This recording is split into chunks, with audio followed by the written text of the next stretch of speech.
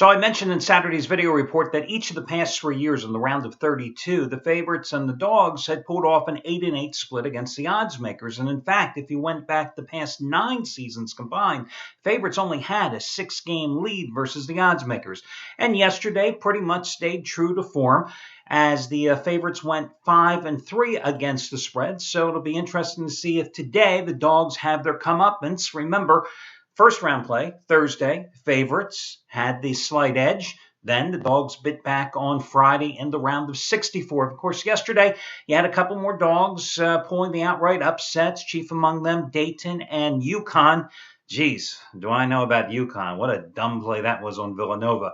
Hey, guys, today I've got some free plays coming your way. 2 of them in the dance, 1 of them in the NIT.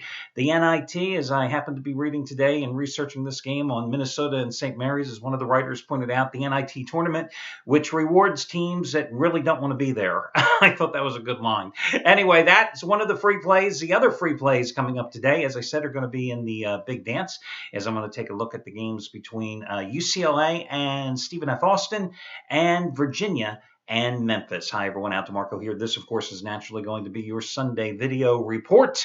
Half-price play of the day. Well, that went down in flames yesterday as Gabriel DuPont was seeking his third 100-dime winner in 3 days, and North Dakota State, Bison, bulldozed yesterday by San Diego State. That was a loser. But hey, half-price play of the day. We come back again today, turning to Jeff Benton, who just cashed a winning ticket for you Friday as a half-price release, and today's play is every bit as strong. His 100-dime winner, number 17 out of 23, the Virginia-Memphis side. You got the 100-dime winner on Wichita State by a couple of 100 points over Cal Poly on Friday as a half-price play of the day. And remember, this play equals his 100-dime winner on Louisville over Michigan in last year's title game. 100-dime college basketball winner, number 17 out of 23 over the past 2 years. FYI, Jeff is on a 27-16 college basketball run where $10 bettors have made $6,900. The other big play I want to tell you about today, Craig Davis, his biggest play this season until today had been a 75-dime release. In fact, you just got his 5th consecutive 75-dime winner on Friday when you got his tournament total of the year with NC Central and Iowa State going over by 23 points, and you got that winner for $9. Today, he's upping the ante, his first 100-dime max wager release of the year, first 100-dime tournament game of the year, college basketball game of the year, any play of the year in college basketball. The biggest today, it's Mercer and Tennessee. As he goes for winning day number 25 out of 38, $10 bettors have won a little over $5,300 over the past 5 weeks following his action. Brad Wilton, second biggest hoop release, 80-dime winner number 3 in a row. UCLA and Stephen F. Austin, $10 bettors up $12,410 since July. Hey, and Matt Rivers has been on a nice run. You know, Matt Rivers is undefeated so far in the big dance. 400,000 star plays, which are his second highest rated plays. Thursday, you got the winner on Michigan State over Delaware for $29. Friday, he cashed in with Iowa State over NC Central. And then Saturday, Louisville, his third round blowout of the year goes today. 400,000 star winner number 9 out of 10. And Anthony Red's on a nice roll. Winning day number 9 out of 11 he's going for today as $10 bettors up a little over $3,700 the past 10 days. He has a 50-dime trifecta. Stanford, Kansas, Tennessee, Mercer, Memphis, Virginia. Hit 2 out of 3 yesterday with that trifecta he had, cashing in with Louisville and Harvard.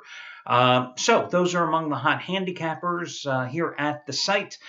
Let's get to your free selections. Oh, FYI, $5 play of the day. All of this information, you know, is, of course, on your homepage. $5 play of the day is going to be Gabriel DuPont, his third round total of the year, Gonzaga, Arizona. Now, I know I mentioned that he just lost a 100-dime play, seeking his third in 3 days yesterday.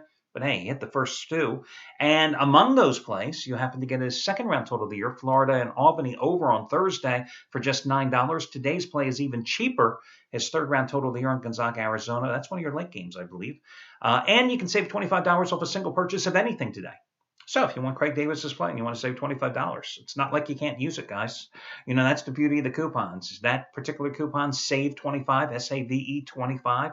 You can use it for anybody's play, even the biggest of the biggest plays by the hottest of the handicappers here at the site. Makes no difference to me. Okay, guys, let's talk about the UCLA and Stephen F. Austin game. Big number, right? 9 points. But why not?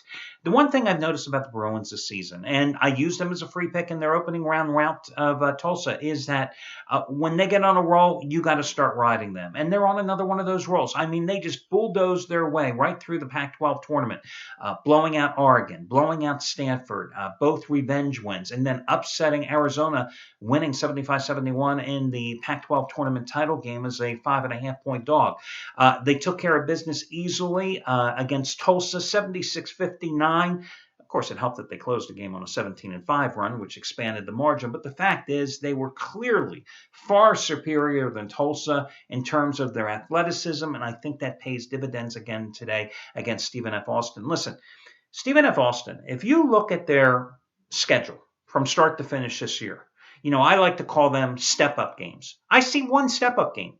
One step-up game all season for a team that went 32-2 and has won 29 straight games. And that was against Texas. I think it was their third game of the season. They lost that game by 10.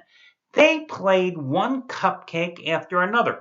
Now, granted, they beat VCU, but just keep in mind the other night when they beat VCU in overtime, VCU, who I also went against in the Atlantic 10 tournament title game back in St. Joe's, pointing out to you that in VCU's semifinal win in the A10 tournament, they lost their best three-point shooter and a guy who had really been their sixth man of the year, who had been in the starting lineup for the last 9 games of the season.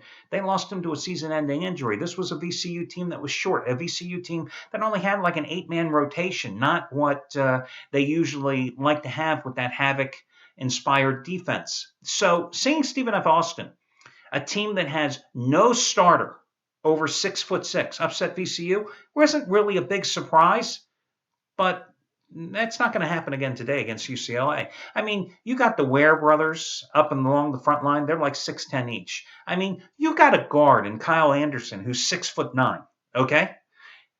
Against a lineup of guys that are Smurfs at 6'6" and under. I know it's a big number, but I think when UCLA is rolling, that's when you back the Bruins, and that's why I like them today. Next free selection. Let's see. Let's talk about, I'm trying to do these in reverse chronological order for you. Virginia and Memphis. Whew, tough game. Tough game. Virginia just was sleepwalking through the first half of their tournament opener the other night to Coastal Carolina. I mean, they were down by 10 points with 4.5 minutes to go in the first half. They were lucky to be only down by 5 points at intermission in that contest. But they turned the screws up defensively in the second half, held Coastal Carolina to 32% shooting, and managed to win the game 70-59. Unfortunately, as I know, since I had Virginia as a smaller play that night, they didn't cover. Didn't come close to covering. Was it jitters? Was it nervousness? I mean, could be. Bottom line is this. Memphis is coming off a 71-66 win over George Washington. I don't know why George Washington was even in the damn tournament, okay? Hey, Atlantic 10 got 6 teams in. What was George Washington being one of them? Why were they in the tournament?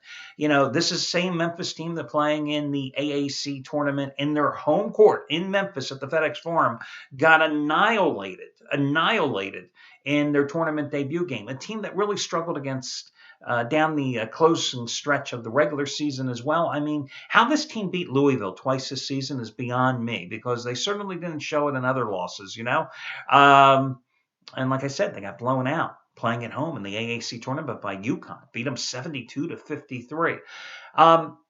Memphis is going to want to play up-tempo, naturally. They're a team that wants to have their foot on the accelerator the whole game. Virginia wants to slow down.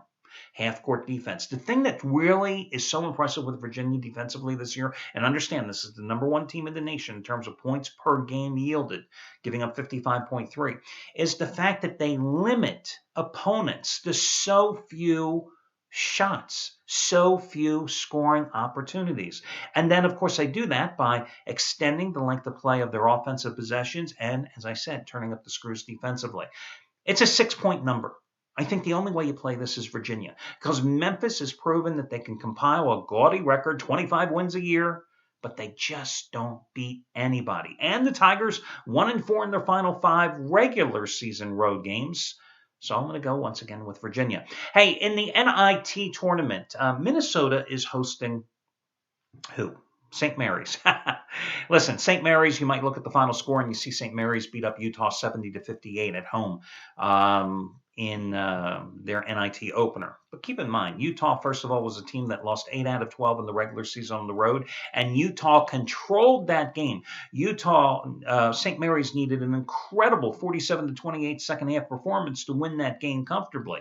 This is the same St. Mary's team that got drilled in the West Coast Conference semifinals in Las Vegas by Gonzaga 70-54. Minnesota, listen, the Golden Gophers, one of those teams in the NIT tournament that really didn't want to be there, and it looked it in the first half of their game against High Point. But when they got it going in the second half of that home game earlier this week, they played well, 88-81 win.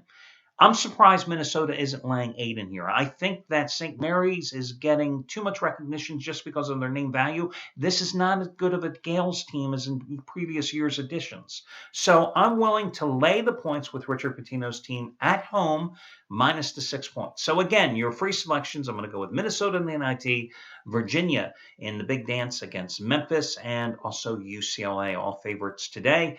For your complimentary plays, good luck to you guys, and I will be back here on Monday morning because even though the dance won't be here, a lot of NIT, CIT, CBA, FBI, ABC, I don't know what the acronyms are, but you got enough college basketball action to keep you busy, and I'll be covering all for you on Monday. Good luck, guys, and I'll catch you again then.